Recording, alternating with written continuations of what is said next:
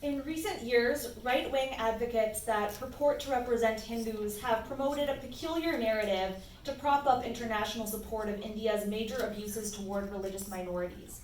By using human rights rhetoric, many Hindutva supporters have falsely argued that religious freedom is not under threat in India, and anti-Muslim BJP policies are actually moral necessities. Hindus for Human Rights is a progressive organization that advocates for human rights in South Asia and North America from a Hindu faith perspective. We aim to advocate for an inclusive vision of Hinduism and challenge right-wing Hindu ideas about India.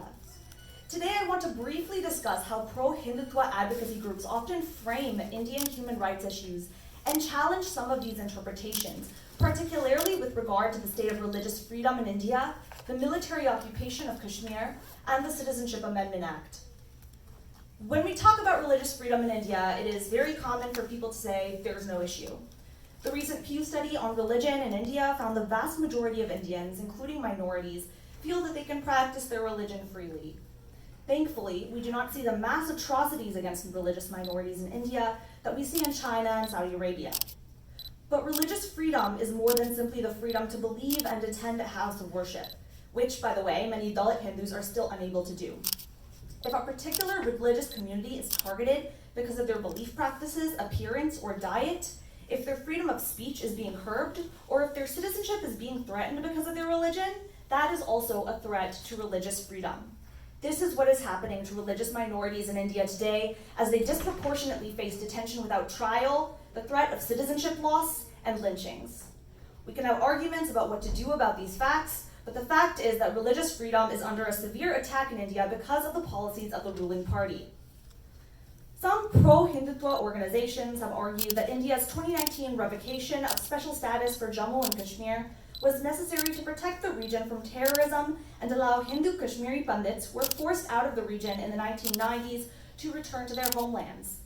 But in India's efforts to supposedly fight terrorism, the government jailed political leaders, denied internet access for 18 months, and significantly restricted press freedom and public protest. In the meantime, thousands of Kashmiri Pandits have been forced to live in poor conditions as internally displaced people in Jammu and Delhi. Kashmiri Hindus currently living in the valley have reported facing increased risk from local resentment of Hindu nationalist policies. What is clear is that 1, the BJP has used the threat of terrorism to curtail human rights to millions of Muslims, and 2, the BJP has failed to solve the challenge of terrorism or take care of the needs of Hindu Pandits.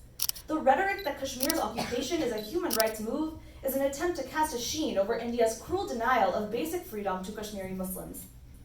When the Citizenship Amendment Act passed in 2019, organizations that purport to represent Hindus argued that the law was necessary to protect religious minorities fleeing violence in Afghanistan, Pakistan, and Bangladesh. There is no question that the threat facing religious minorities in these countries is severe, but the CAA notoriously created a broad exclusion of Muslims, violating India's constitutional requirement for equal treatment of all religions and keeping persecuted Muslim communities like Ahmadiyya and Shia Muslims from attaining long-term asylum.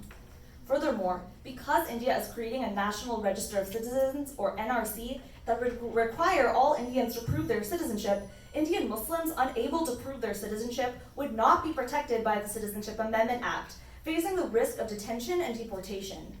Under the guise of refugee policy, CAA poses a dangerous threat to India's freedom of religion and has thus far failed to protect any persecuted Hindus or Sikhs. More than a year after the CAA passed in 2019, hundreds of Hindu and Sikh refugees have returned to Pakistan. India has long been a refuge for persecuted people from around the world, and it should continue to be that for everybody, including Muslims. I have 2 core beliefs that are central to my identity as a Hindu. 1, a belief that every human being is inherently divine, and 2, that there are many paths of worship and all end in God. HfHR's faith values lead us to fight for all religious minorities, whether in India, Pakistan, or the United States. In addition to being critical of Hindu nationalist arguments that invoke human rights, I urge you to raise your voices on the deteriorating religious freedom situation in India. Pay attention to when Hindu groups speak and when they remain silent about religious freedom. Hindu nationalists certainly do not represent all Hindus. There is another Hindu vision for the world, an inclusive one. Thank you.